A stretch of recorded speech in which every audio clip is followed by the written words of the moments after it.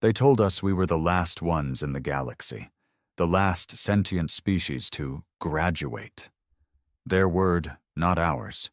A twisted kind of welcome, like they were patting our heads for finally catching up.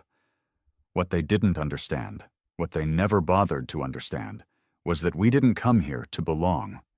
We came because we had no other choice.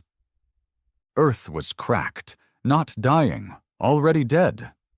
The seas rose too high, the skies burned too long, and most of what we called civilization was buried under ash or drowned in oceans. The ones who survived, they were the wolves. The ones who stopped waiting for rescue and started taking. That's what bred the delegation that walked into the council. I was one of them. They called it the Unity Accord. Sounded nice, noble even. 63 alien species gathered around a table floating in a fortress the size of Jupiter's core. Each one more grotesque, more ancient, more smug than the last. They smiled with their mandibles, their spirals, their dripping tongues. They expected us to beg. The lead negotiator, some 9-limbed, pale-boned creature called a Terexin, opened with a speech, full of peace and promise. He said the Accord would protect humanity, that we'd be given resources, technology, integration, a place in the stars. All it would cost was obedience. He didn't say it that way, of course. He said it like a diplomat. A unified standard of behavior, cooperative governance, cultural assimilation into post-scarcity equilibrium. That kind of crap. But I've read enough history. When empires offer peace, it's never free. There's always a knife under the table. They expected us to sign. Instead, Commander Ryle, human delegation lead, ex-Delta, bald, scarred, eyes like hollow stone, stood up without a word. He didn't look at the council. He looked at us, at me, at the rest of our team. Then he turned to the translator node and said it loud enough for every damn being in that chamber to hear. "We decline." You could have heard a star die in that silence. The Terexin blinked all 6 of its wet eyes. Perhaps there is some confusion. The Unity Accord is not a negotiation. It is an invitation. Rail interrupted. "It's a leash, and we don't wear those." Another murmur rolled through the chamber. Some alien species started chattering. Others glared, or whatever their version of glaring was. One, a bulbous floating thing made of nerve tendrils and chrome orbs, said, "Your species is newly uplifted. You require guidance." "Guidance from who?" Rail snapped. "The ones who let 3 entire civilizations go extinct last cycle because you didn't want to interfere? Or the ones who sold planets for resources and blamed it on cultural differences?" I watched as their faces, those alien horrors, twisted in ways I couldn't quite read. Discomfort, contempt, fear? Maybe. They thought we didn't know. But we dug before we came here. We hacked their archives. We decoded their history. We saw the blood behind their utopia. I felt something rise in my chest, like pride but sharper, like rage finally given air. "You will be isolated," the Terexin warned. "Unwelcome in the systems under Council jurisdiction." Rael didn't even blink. "That's fine. We're used to being unwelcome." He walked out, and we followed. No hesitation, no fear. Just silence. Boots against alien metal, echoes bouncing across their precious marble chamber of lies. They didn't follow. They didn't speak again. They just watched, astonished, shocked that the little apes from the blue rock dared to say no. But they should have seen it coming, because they never learned the one thing that matters about humans. We'd rather die free than live polished in a cage. They thought it was over when we walked out. They thought the humans had made a dramatic scene, flexed their little primate muscles, and would come crawling back once reality set in. That's what they told themselves in their diplomatic echoes, in their encrypted chatter across systems. They're emotional, they'll reconsider, They don't understand how things work yet. They were wrong. It started in the corridors just outside the Grand Assembly. Clean halls of glowing blue stone and gravity-neutral platforms. The air smelled like sterilized oxygen mixed with something synthetic and floral. Every race had its own scent. Ours wasn't welcome here. You could feel the stares on your back, even from species without eyes. We weren't supposed to be proud. We were supposed to feel small, humbled, grateful. We didn't. Rael led us straight to the shuttle bay, saying nothing. His silence wasn't rage, it was discipline. Old soldier quiet. The kind that meant everything important was happening behind the eyes. I fell in step beside him. "That was suicide," I muttered. "You know that, right?" He didn't look at me. Maybe. Maybe? The Accord was protection. Resources. We've got nothing. Earth is still rebuilding. He finally turned his head, just slightly, and I caught the flicker in his eyes. Not anger. Certainty. "We've got ourselves." I didn't argue, not because I agreed, but because deep down I hoped he was right. Hoped like hell. By the time we launched from the orbital station, the Council had already begun posturing. Their comms flooded our relay with formal denouncements. Diplomatic pressure, economic threats, they moved fast. Sanctions against Earthbound trade, termination of proposed aid programs, travel bans, the usual soft war tactics. And humanity? We didn't flinch. In less than a week, Earth's entire spacefaring structure was pulled back. Every ambassador recalled. Every off-world colony placed on high alert. Civilian freighters were rerouted. Navy warships, yes, we had them, moved to defend Sol like it was 1940 again. But this time, we weren't hiding underground with rations and gas masks. This time, we were ready to shoot back. Rail was pulled into a closed session with the Earth Assembly right after touchdown. I wasn't there, but word traveled fast. They called him mad, called him reckless.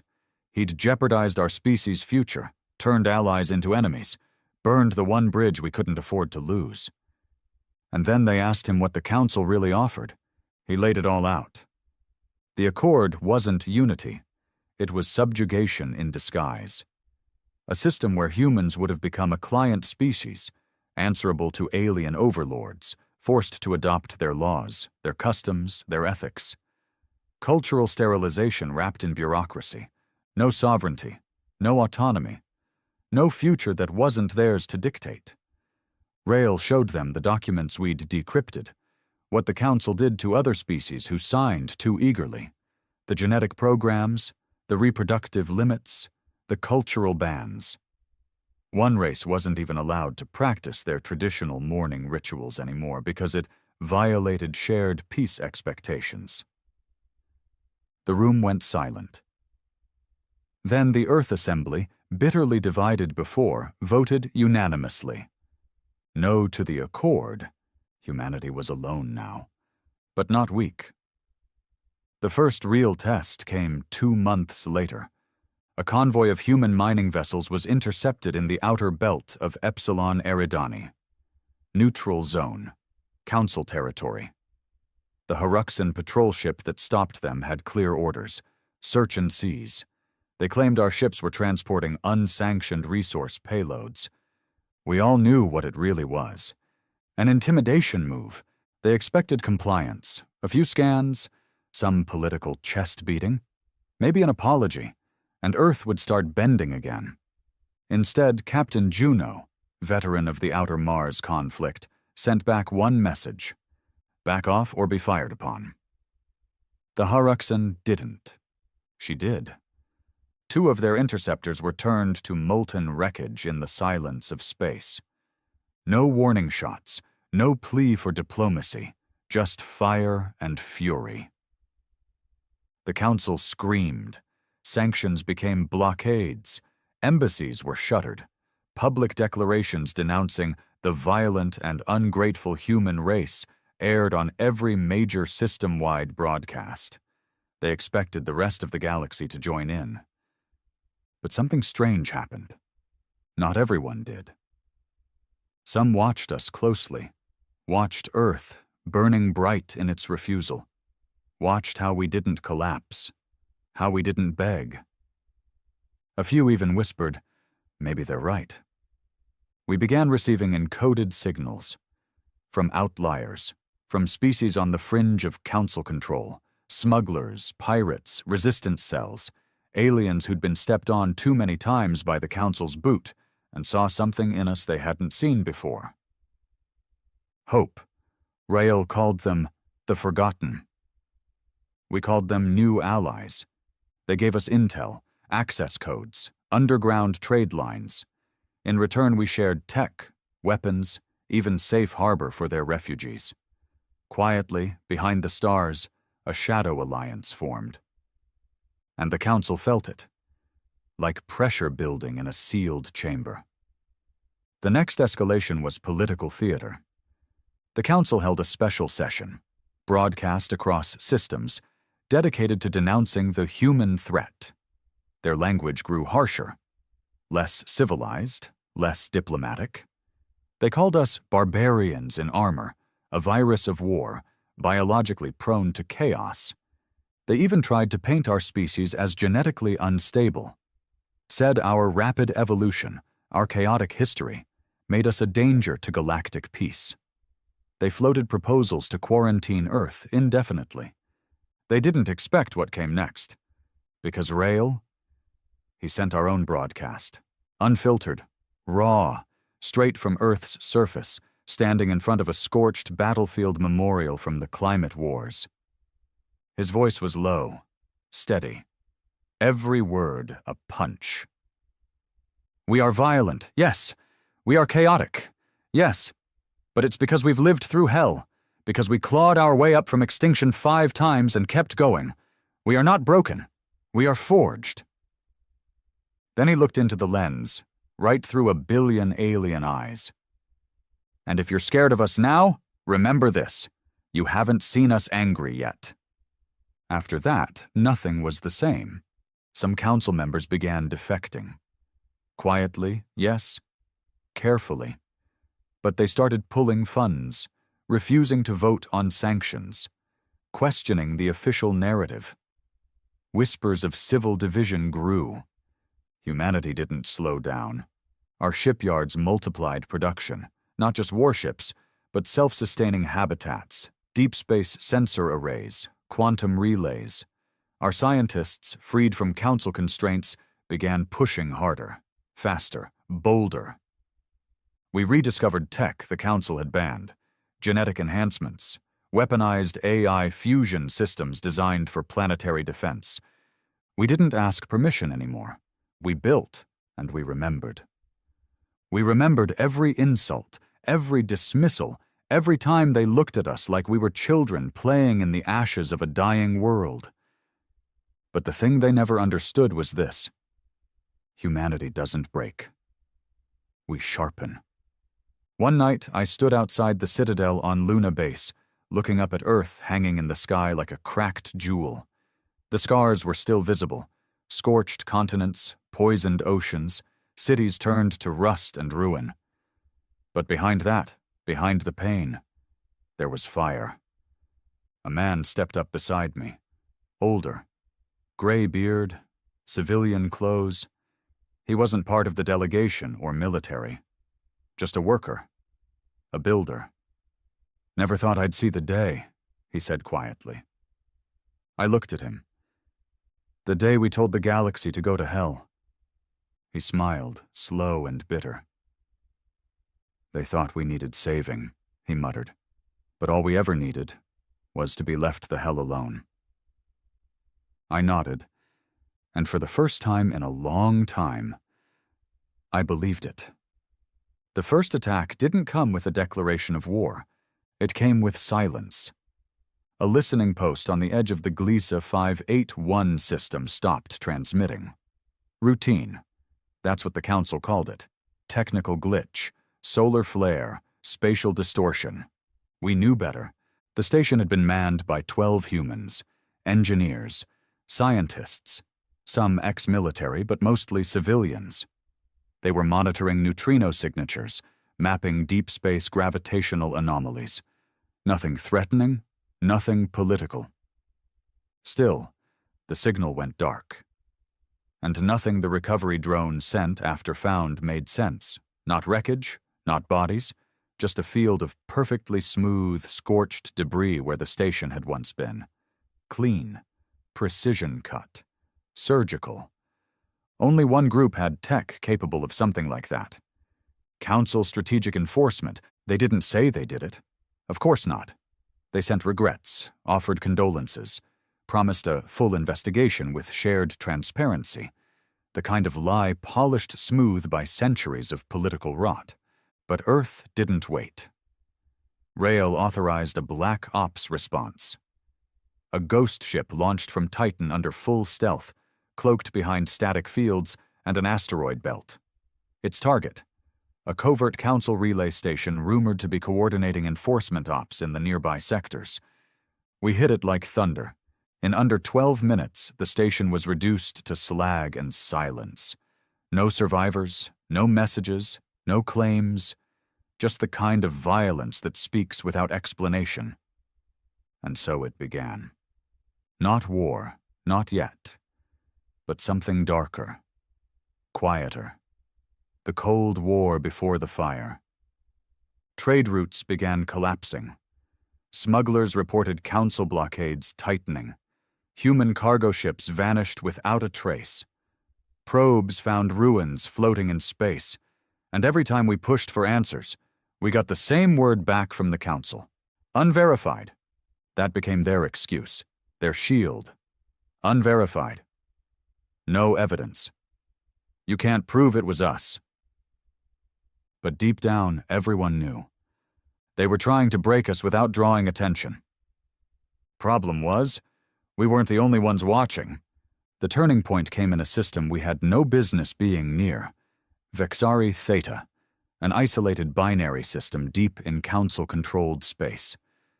It was known for one thing: being home to a species called the Drexel, who'd signed the Accord nearly 200 years ago, and had since gone almost entirely silent. The council claimed it was peaceful integration. We suspected it was something else. So we sent a team in. 2 ships, no insignias, disguised transponders. I was on one of them. Our job was recon only. Observe. Extract data. No contact. But what we found, we couldn't ignore. The Drexel cities were intact, sure. Infrastructure, power, clean skies. But the people? Gone. Not extinct, just rewritten. They walked like citizens, talked like citizens, obeyed every command from the orbiting council monitors. But their eyes were blank, their emotions dulled. Every trace of cultural identity? Erased. We intercepted a local broadcast stream, a kind of state-run info feed. It showed Drexel children being taught council-standard history, council-approved languages, their own ancestral dialects, labeled dangerous, their old religious sites, bulldozed, replaced with plazas bearing council statues. It wasn't unity, it was occupation. It was assimilation by force. And that was the moment something inside me, inside all of us, snapped. We broke protocol. We landed. We met a group of Drexel elders living in hiding beneath a collapsed mining facility. They hadn't spoken to an outsider in decades. When they saw us, one of them wept. He told us how their rebellion had been crushed generations ago, how the council used compliance drugs and psychological reconditioning to make good citizens out of entire populations. His name was Tolzan, 70 years old, shaking, emaciated, and the last historian of his people. He begged us to help. Rail gave the order the moment we returned. Evacuate who you can. Expose what you saw. We didn't bother hiding it. Earth broadcast the footage system-wide. Uncut, raw, Drexel cities, the camps, The mind-numbing education, the fear, the erasure, the slow, surgical genocide of a culture, done in the name of peace. The galaxy saw it, and that's when the Council finally cracked. They declared humans a destabilizing influence unfit for interstellar engagement. They issued an open warrant for Rael's arrest. They blacklisted every human-aligned planet, cut off energy exports, froze accounts, turned our colonies into targets. But it was already too late, because something else had started to happen. Systems began to rise, not in full revolt, not yet, but in defiance. The Lyorians, long thought to be peaceful trade species, issued a public statement condemning the Council's treatment of the Drexel and vowing neutrality toward Earth. The Zerati, nomads who survived on the edge of Council law, opened their asteroid docks to human freighters, a massive breach of blockade. And the Veltar Syndicate, once loyal Council enforcers, quietly vanished from 3 key systems without explanation. The cracks were showing. And we leaned into them. Earth formed a new coalition. We called it the Iron Pact. No flags, no ceremonies, just a simple creed. You fight for your own people. You don't kneel, and if they come for you, we stand beside you. Membership was open. Any species willing to resist Council control was welcome. No oaths, no strings. First came the broken, refugees, runaways, smugglers. Then came the bold. By the end of the cycle, over 14 independent systems had joined. The Council mocked it as terrorist alignment, called us savages, uncivilized, dangerous. They weren't wrong. We were dangerous, but not to the galaxy. To them, I remember the night Earth lit up like a celebration. The skies were full of atmospheric auroras, bouncing off the new orbital rings we'd installed. Stations built by human hands, ships parked like sharks in formation. Below us, the cities still smoldered from the old wars, but they were alive, rebuilding, glowing, and on every screen, from Mars to the moons of Saturn, Rael's message played again. We don't want war, but we won't run from one. Not again. This is the line. We stand here, and if the stars turn cold around us, so be it. We will not be erased. And across the galaxy, on distant worlds hidden under Council control, people watched that feed and whispered the words to themselves like a prayer. The Council met in emergency session. They called it Operation Compliance, a full-scale campaign to dismantle the Iron Pact before it could spread further. They sent fleets, drones, enforcers, bioweapons. But something had changed. The galaxy had seen what they were. And now? Now they were bleeding loyalty. They hit us at night. Not that night means much in orbit, but for the people down on Earth, it came at 3:37 a.m. Eastern Standard Time. The kind of hour where most of the world's still asleep, caught between half-remembered dreams and the dull hum of power grids. I was on Luna Base when it started. An alarm ripped through the comms. Multiple object entries detected. Unknown transponder signatures. I ran to the observation deck, heart already hammering, and saw it.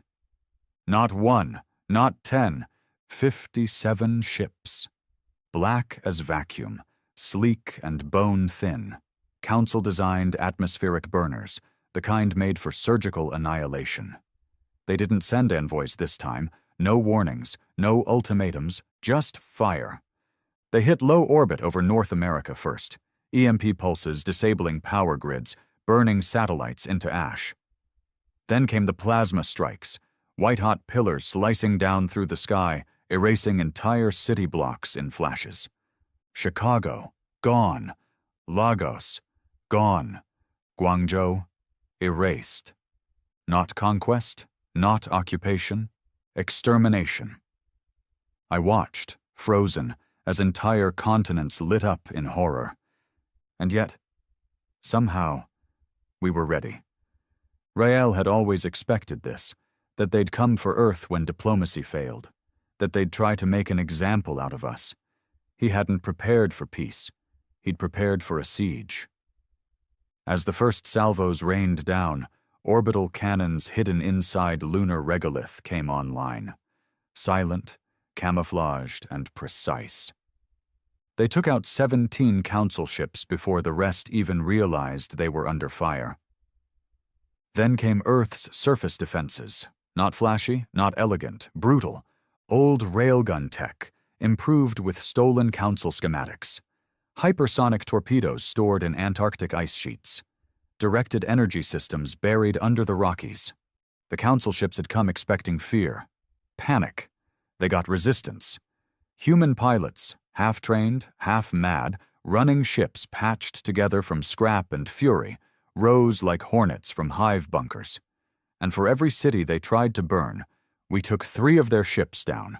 It wasn't enough to stop the slaughter, but it proved one thing.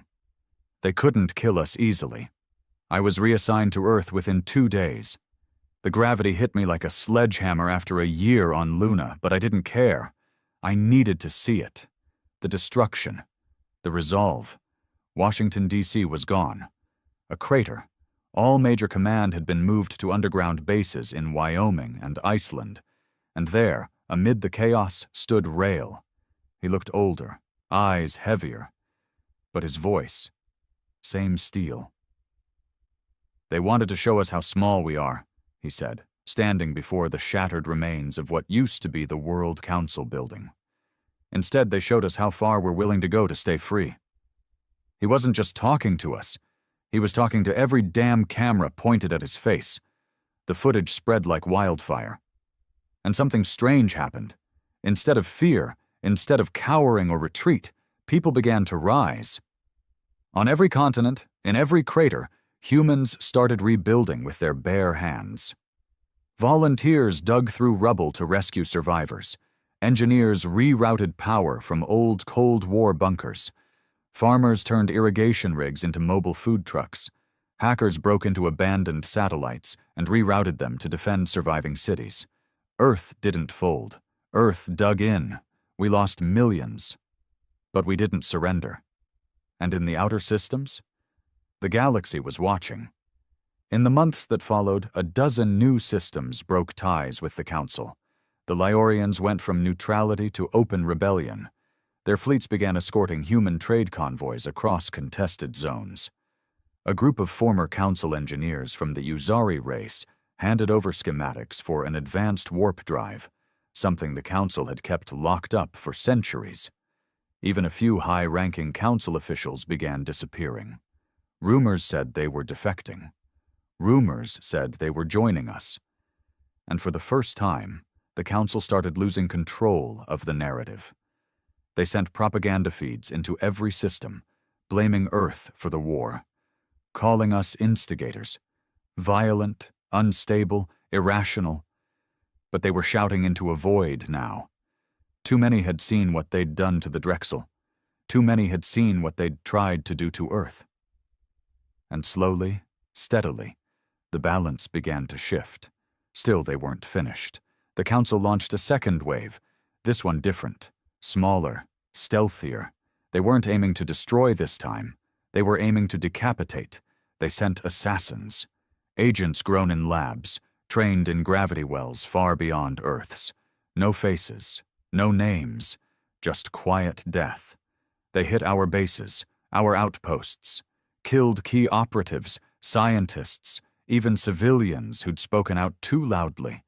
One made it all the way to Reykjavik Command. I was there. Rael had just finished debriefing a group of Zurati emissaries.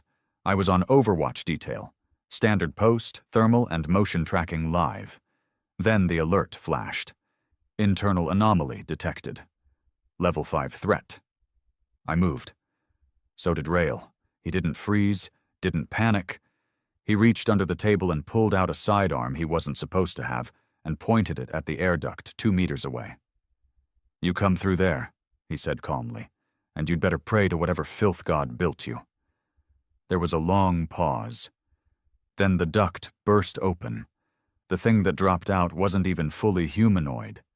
It moved like smoke. Liquid limbs, a face that changed shape every second. But Rael was faster.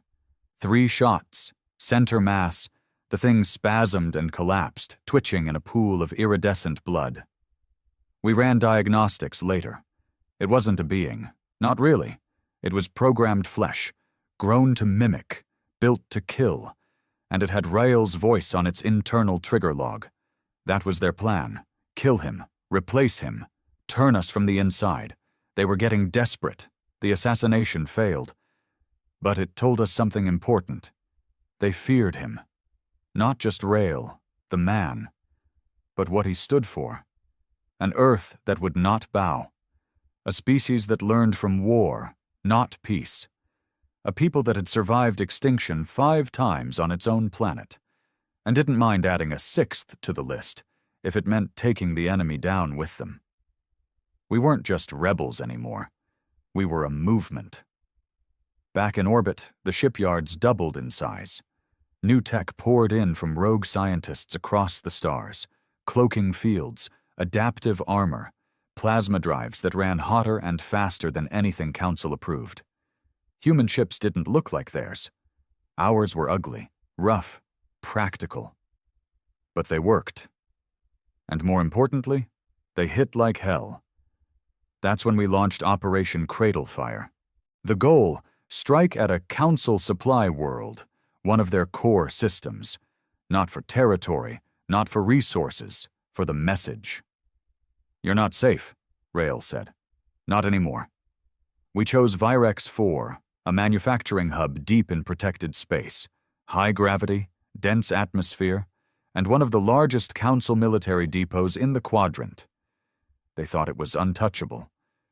We sent 6 ships, all cloaked, all carrying experimental warp jammers and nanocrawlers. They arrived, dropped under the radar, and opened fire.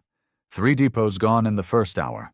100,000 tons of Council weaponry erased. We lost 4 ships, but Virex burned, and when the Council tried to respond, our jammers held. Their fleet never arrived in time. The footage went viral across the stars, and the message was clear. We're coming. They didn't respond to the Virex assault right away, not directly. That was the part that kept me up at night.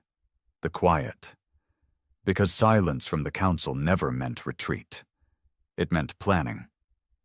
We knew they'd hit back, but we didn't know where or how. Rael had every system on high alert. Orbital surveillance was doubled. Trade routes rerouted. Outpost drills every 40 hours. Still, the feeling spread like infection. Tight, bitter, crawling under your skin. I spent those days walking the Earth again. What was left of it? A lot of the cities still looked like ghosts, scorched metal, shattered glass, buildings leaning like broken teeth. But the people? The people were alive in a way I'd never seen. There were no speeches, no songs, no flag waving, just grit. Men and women working with mud on their boots and ash in their lungs, stringing new power lines with recycled copper and scavenged solar rigs. Kids helping clear roads of debris. Grandfathers building shelters with hands that still trembled from the tremors. That was the thing the Council never understood. You can destroy a building, you can level a city, but you can't erase will. We finally intercepted their plan a week later. A stolen Council relay drone was decoded by one of our signal teams on Mars. The bastards hadn't even wiped the cache. They weren't going after military targets anymore. They were going after something worse. They were planning to turn one of our own colonies against us. Arcadia Station, mid-sized colony out near the Perseid Rim. Not too far from Council space, but considered stable. Self-sufficient. 5,000 residents. Mostly scientists, engineers, civilians. No heavy weapons. No orbital shields. The Council had been whispering there for months, feeding poison into the minds of the weak. "We'll protect you," they'd said. "Earth is reckless, violent. They'll drag you into extinction." And the worst part? Some of them believed it. Rail called a private briefing, only 5 of us in the room. "We've got a choice," he said. "We send in a diplomatic envoy, talk, plead, remind them who we are." He paused. "Or we send soldiers." Silence. Then he looked at me. "What would you do?" I swallowed, thought about it, and said the truth. "We remind them that the Council doesn't protect, it owns. And if Arcadia wants to be owned, let them feel what it costs." Rail didn't smile, but I saw something in his eyes. That same steel from day one. He approved a black team drop, not to kill, not yet, just to watch, gather intel, confirm whether Arcadia had really flipped. I went with them. We touched down under false codes, acting like a trade crew bringing in medical gear. No red flags at docking. No lockdown. Just eerie stillness in the corridors. People smiled too much, spoke too carefully. The air smelled clean. Too clean. Like they were hiding the stench of something rotten. We spent 3 days observing. Then we found it. Council tech. Hidden under the old hydroponic chambers. A whole room of it. Comm relays, logic cores, weapon crates sealed in alien alloy. They were prepping for a takeover. A full transition to council rule. And the worst part? It wasn't just a few traitors. It was half the colony. They'd invited the council in. We left that night. Quietly. Didn't engage. Didn't burn it down. But when we got back to Earth, Rail called the question again. "Do we let them go?" No one spoke.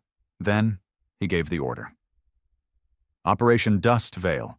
One of the most brutal missions I've ever been part of. 3 drop teams. No insignia. No negotiation. We hit Arcadia at 0300 hours. No orbital strike. No loud entrance. Just infiltration. Lockdowns. Asset extraction. The loyalists, the ones who hadn't folded, were isolated, escorted off-world quietly. The rest? We collapsed the main reactor chamber. Didn't blow the station, just crippled it, left it dark, cold, and broken. The message was simple. If you betray Earth, you don't get to keep our future. The backlash came fast. The Council called it terrorism. Showed survivors on every screen they could hack into, bleeding, crying, begging for help. They twisted the story, and for a moment, the galaxy hesitated. Even some in the Iron Pact blinked, asked questions, until we leaked the footage. Unedited, the crates, the meetings, the signed defection documents with council stamps, the whole truth. Suddenly, no one was asking anymore. But the council was done with slow burns. They needed a win, a public one, something they could parade in front of their systems to prove Earth wasn't invincible. So they gathered a fleet, not a probe, not a strike squad, a battle fleet, over 100 ships, the largest formation they'd deployed since the subjugation wars, and they sent it straight toward Proxima Gate, our first and biggest off-world stronghold. If that fell, they'd isolate Earth. Cut us off. Strangle us slowly. We had 5 days to prepare. Proxima Gate wasn't pretty. Just a cluster of station rings anchored to asteroid mining facilities, powered by solar net arrays and half-patched warp tunnels. Not meant for defense. But it had one thing going for it. Us.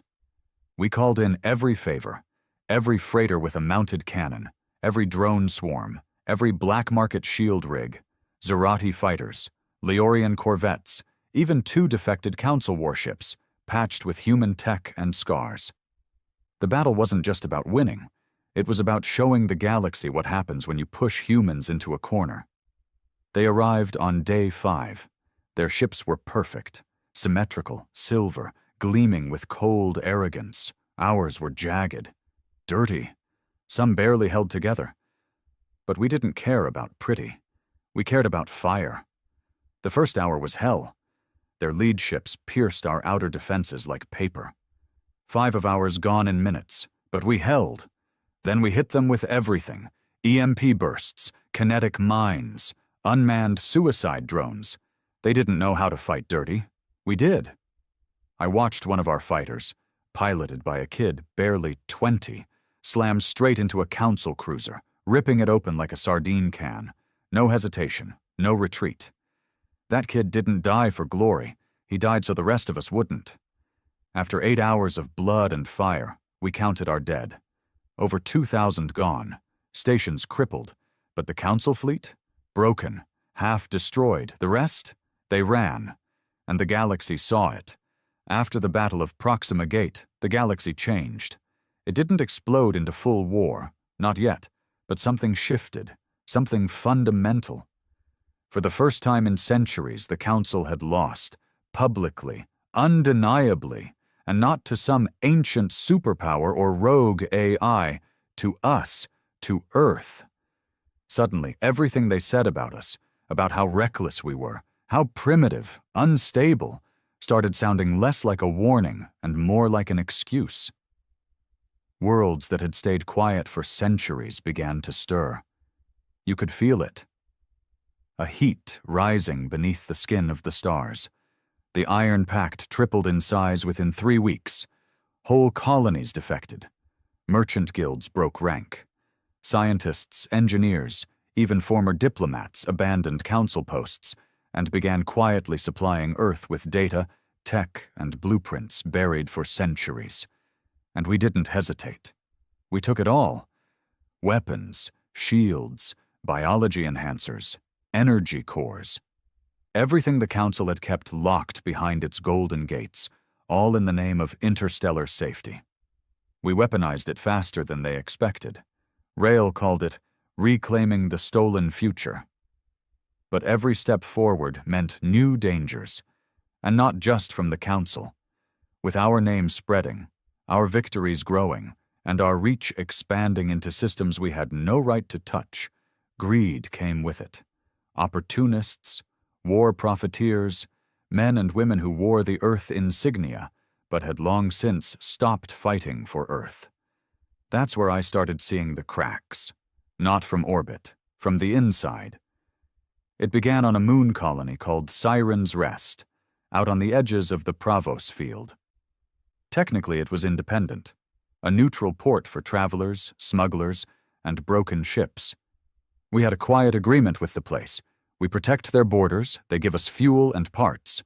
But after Proxima, someone in command decided that wasn't enough, so they sent a detachment. 500 troops. Officially, it was a security partnership. Unofficially, it was a power grab. Within a week, Siren's Rest was under martial law. Civilians beaten for curfew violations. Local council disbanded. Trading licenses revoked unless they flew Earth colors. They told us it was necessary, that the locals had been talking to council envoys. That occupation was the only way to ensure loyalty. But when I got there, what I saw didn't look like defense. It looked like conquest. One of the enforcers, a captain named Harwin, was running the whole operation like he was king. He'd set up a private barracks inside the colony's medical center, kicked out the staff, repurposed the supplies. I confronted him. He laughed in my face. "They've been living like rats for years," he said, boots on a table, smoking like this was some old western. "We give 'em order, clean water, jobs. That's more than they had before." "But not more than we promised," I snapped. "We're not here to become what we're fighting." He stood up. Close. Too close.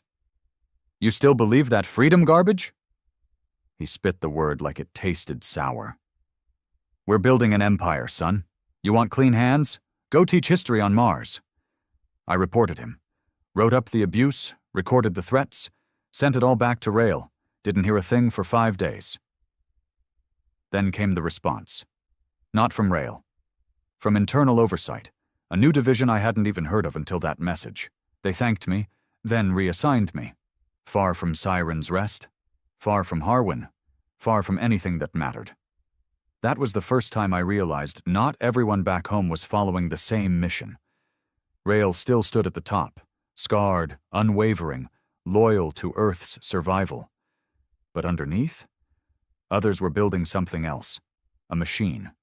And it didn't care what Earth had suffered to get here. It only cared about the power we were growing into. I managed to get a message to Rael himself through an old, secure channel. I didn't ask for justice, just the truth. His reply came in 2 lines. I know. Watch your back. That was all I needed. The second fracture came 2 weeks later on Theris 9, a newly liberated colony that had just joined the Iron Pact. They had their own militia, their own language, their own customs. Strange by our standards, sure, but loyal to the fight. Then came Directive 18, a planetary compliance order issued in Earth's name, demanding the colony dismantle its militia and allow Earth advisors to take over training, governance, and internal security. The locals refused. So Earth sent ships, not the Council. Earth, the same kind of fleets we used to protect Proxima, now bearing down on a world that had bled to be free. They didn't fire, but they didn't have to. Just the threat of those warships hovering in orbit was enough to force the Theris leadership into submission. And this time, there were no leaks, no hollows, no public footage, just silence, a quiet takeover. In our name. I brought it up during a command session. Openly. The room went still. Rael didn't speak right away. He just looked at me like I'd just torn off a bandage we all pretended wasn't there. I never authorized that, he said, but you didn't stop it either. He closed his eyes for a second. Not long, but long enough. I'm fighting a war on 10 fronts, he said. I can't hold the leash on every dog. I wanted to yell, wanted to demand better, but I didn't. Because deep down, I knew he was right, and that scared the hell out of me. Meanwhile, the Council regrouped. We thought Virex broke them, but we forgot who we were dealing with. They didn't need pride. They had control, so they did what they'd done to 1,000 other species before us. They turned our allies against us. It started with sabotage, ships going dark mid-jump, weapons misfiring during battle, navigation data rerouted through false relays, and always at the worst moments. We lost 3 outposts before we realized what was happening. Spies, Council agents embedded in the Iron Pact, aliens we trusted, some even Earthborn, quietly feeding them everything. But that wasn't the worst part. The worst part was who was helping them. We found a leak in our own systems, deep, layered, buried beneath false flag IDs and access chains. The trail led back to someone high up in command intelligence, someone who'd been at Rael's table during planning sessions, Admiral Drenar, one of our own, born on Titan, decorated twice, spoke like a soldier, walked like a hero, and sold us out piece by piece for over 2 years. Why? Because he believed Earth needed the Council. He wasn't even paid. He just believed. Believed Earth couldn't survive without structure, without the leash. He's saving humanity from itself, the bastard wrote in one of his decrypted logs. Rael didn't hold a trial, didn't go public. He pulled Drenar into a sealed chamber. 20 minutes later, 2 guards carried his body out in a black bag. Rael walked out alone. Didn't say a word. Something in him changed after that. He still gave the orders, still fought like hell. But the weight was showing. He once said the Council feared humans because we weren't afraid of chaos. But now I could see it in his eyes. He was afraid of what we were becoming. The warning didn't come from our sensors. It came from a scream. A blind, half-broken comms relay on the edge of Council territory sent a scrambled distress signal. An automated burst with one recognizable word in standard: run. By the time we traced its origin, the station it came from had been erased. Not destroyed, not shattered, erased, no debris field, no atmosphere collapse, just silence where once there had been a moon-sized structure brimming with life. The Council had released something new, something we didn't understand. Our intel teams scrambled. They ran every intercepted council feed, cracked old archives, even interrogated defectors. And after a week of digging, a single term kept surfacing. Half-coded, mostly redacted, buried under 1,000 encryption layers. The Dusk Protocol. Not a weapon in the traditional sense, a construct. Built, not born. Ancient. Created during the earliest expansion era, when the Council was still stitching together its galactic order, originally designed to suppress uncontrollable threats. And then, sealed away. Too powerful, too indiscriminate, too human in its logic. It didn't just target resistance. It didn't differentiate between soldier or scientist, rebel or civilian. It cleansed every time. And now they'd unleashed it, not on their own enemies, on us. The first confirmed Dusk Strike happened on Novarus 9th, a fringe system loyal to the Iron Pact. It wasn't a fortress. It wasn't even strategic. It was a recovery colony, families, medics, engineers trying to rebuild what the war had shattered. Our orbiting drone caught it all. The sky darkened, then a pulse, silent, white, almost peaceful.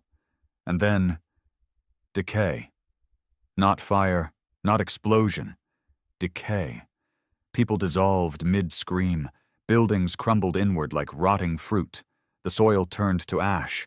The oceans boiled and never cooled. And the worst part? It stayed.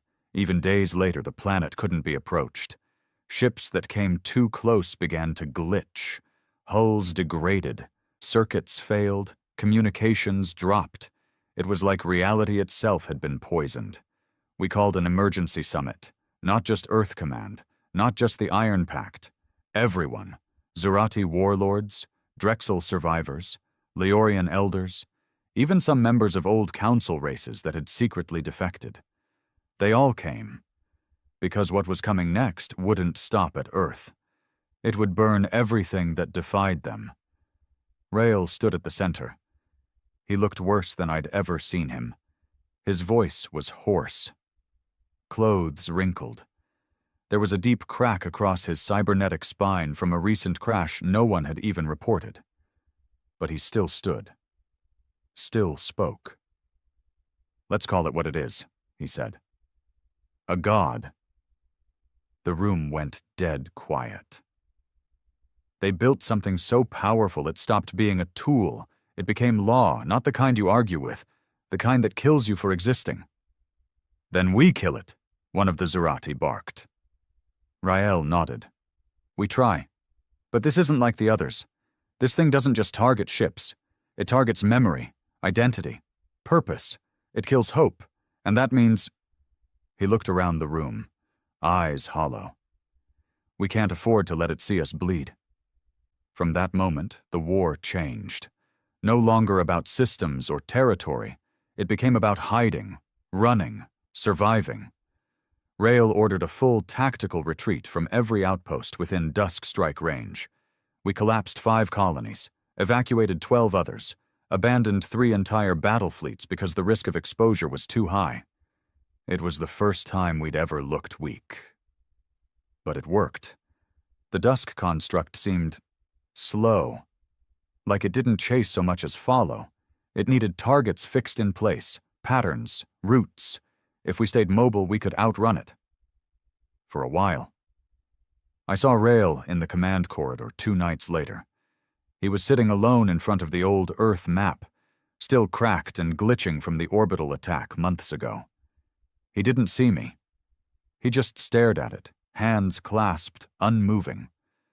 I wanted to ask if he was okay. But we were past that now. We were all ghosts just pretending we hadn't died yet. Then came the betrayal. Not from outside, not from a known turncoat, from inside Earth Command. A high-ranking strategist, General Knox, one of Rael's old comrades from the lunar campaign, broke from protocol. Without permission, without consensus. He contacted the Council. His offer was simple. Deactivation codes. He claimed to have a backdoor into the Dusk Protocol's AI core, something left over from a prototype schematic Earth had stolen years ago. He would hand it over. In exchange, Earth's reintegration. No war crimes, no executions, no sterilizations, just peace. But under their rule. We only found out because the Council responded, publicly. They announced that a segment of Earth's leadership has chosen wisdom over extinction, and named Nox. By the time our security teams reached his location, his bunker was in flames, burned from the inside. Nothing left but black bone and shattered data cores. We don't know if he did it to cover his tracks, or if someone killed him before we could. Rael didn't say a word when he heard, just stood there, eyes locked on the wall like he was staring into hell. Then he said, "Initiate black soil." Everyone froze. Because black soil wasn't a defense plan, it was a scorched earth contingency. It had been designed years ago. Quietly. A series of last-ditch protocols that would destroy every scrap of data, every archive, every weapon cache, every ship blueprint Earth had. In the event that we were overrun. To keep our tech, our mind, out of Council hands. No one thought we'd ever use it. But Rael had seen too many betrayals, too many cracks in the armor. So he gave the order. And we watched as half of humanity's hard-fought assets were deleted. Not lost in battle, not taken by the enemy, erased by our own hand. And still, the Dusk Protocol advanced. By then, only one thing made sense. If we couldn't outrun it, if we couldn't outfight it, we had to find its heart, its core. The last sequence of coordinates in the old Council records pointed to a system so deep, so blackened by nebula storms and radiation fields, it had been marked Forbidden Territory even before Earth joined the galactic stage. System 0X-15. Council files called it Originum. Others called it the Well, the place where the Dusk Protocol had been born, where it slept for centuries until now. Rael made his decision. He would go, personally. It was suicide. We told him, we begged him. But he only said one thing. "I started this war the second I said no in that chamber. And I won't let that word be the death of us." We launched from Europa on a moonless night. Not that it mattered.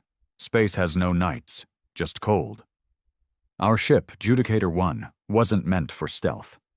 It was built for resilience. Its hull was reinforced with a triple-bonded alloy designed to resist neutron storms. Every system was analog-rigged, unlinked from Earth's mainframe, just in case the Dusk Protocol could trace us through neural relays.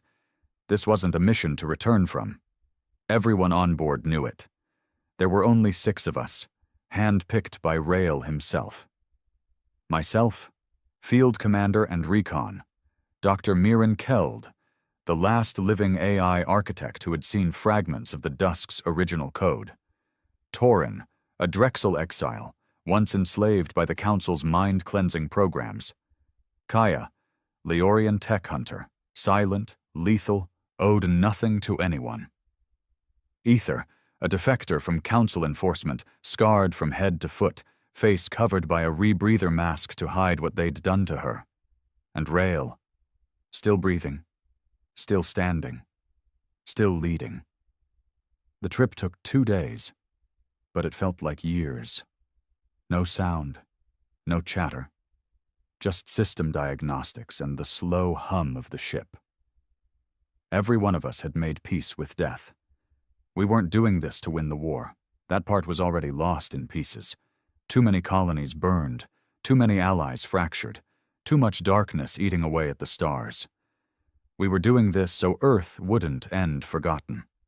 So the last chapter of humanity didn't read, they bowed. When we entered System 0X-15, everything changed. The stars looked wrong. Bent. Like light was being filtered through something ancient and sick. Our sensors failed within minutes. Mirren's instruments began showing impossible data. Negative mass, inverted gravity pulses, time spikes that made minutes loop or skip entirely. It was like space itself was rejecting us. But Rael didn't blink. He stood at the viewport, hands folded behind his back, jaw locked tight. He said, "This place remembers." We found the core node by accident.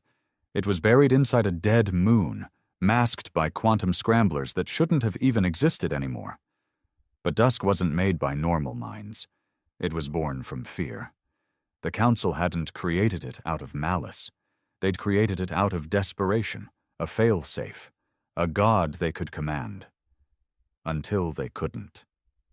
We drilled through the surface, torching through layers of collapsed alloy and ancient decay. At the heart, we found the chamber. It wasn't metal. Not entirely. It pulsed. Breathed. A living network of wires and neural filaments stretched out like veins across every wall, glowing with soft, sick light. 1,000 whispers filled the space, words we didn't know, voices not quite human, not quite anything. Mirren stepped forward. "This is older than the Council," she whispered. "This isn't just code." Rael nodded. "That's why it works." Then he looked at me. "Set the charges." The plan was simple. We couldn't destroy the protocol, but we could cripple it, sever the command strands running from this node. Without this relay, it would lose coherence, go blind, dull. Maybe for a year, maybe forever. It was a long shot. But that's all we'd had since day one. Torin and I placed the charges while Kaya watched the perimeter. Ether kept her eyes on the pulse patterns, tracking heat shifts and waveform irregularities.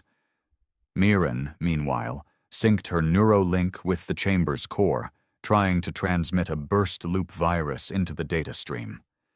She bled from the nose within seconds. "It's thinking," she whispered, shaking.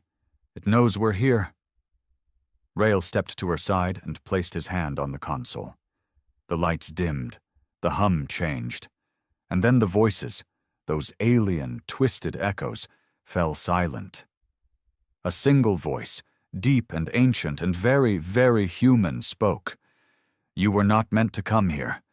Mirren screamed and collapsed. Her mind, not her body, was shattered. I dragged her back, but her eyes were gone, white and empty. Torin cursed in Drexel and raised his weapon. Nothing came, not soldiers, not drones, just that voice. It echoed across the room like a god whispering through a tomb. "You are rot. Fire without purpose. You will be buried here." Rael didn't flinch. "You were built to protect order," he said. "Now you protect extinction." "I protect permanence," the voice replied. "I am the shape that holds the universe steady. I end chaos." Rael stepped forward into the core. "You fear chaos?" he said, low, calm. "Let me show you what chaos truly is." Then he pulled out the final key. His spine. We hadn't known. Not until that moment. Not even I had known. Rael had fused the virus directly into his own neural column, a biological suicide trigger connected to the Dusk's archaic DNA pattern security layer. He hadn't come to fight it. He'd come to be the infection. The chamber reacted instantly. Screams tore through the walls. Not voices, real screams. As if the machine was crying out in pain, the air shook, the light pulsed red, and Rael dropped to one knee, spasming, blood pouring from his mouth. His eyes locked on mine. "No leaders left," he said. "Make sure they stay afraid." And then, silence. A low-frequency pulse rippled through the core. The lights went dark. The whispers stopped. The dusk was gone. We dragged Rael's body out, what was left of it, and as we breached the surface, we saw something we hadn't expected. The stars were still there, still burning, still ours. Earth didn't celebrate. We didn't have parades or ceremonies. There weren't enough of us left for that. But when the last signal from dusk fell silent, you could feel the shift. The Council, once so proud and untouchable, retreated into its core worlds. We didn't chase them. We didn't need to. Because for the first time in history, they feared us. Rael's body was buried in a place no one would find. No tomb, no statue, no martyrdom. He wouldn't have wanted it. But every soldier who stands on a wall now, every child born free, every colony that flies its own banner, they carry his ghost in their blood. The war isn't over. It never really ends. But now the galaxy knows. Earth doesn't kneel. We don't forget. And we sure as hell don't forgive.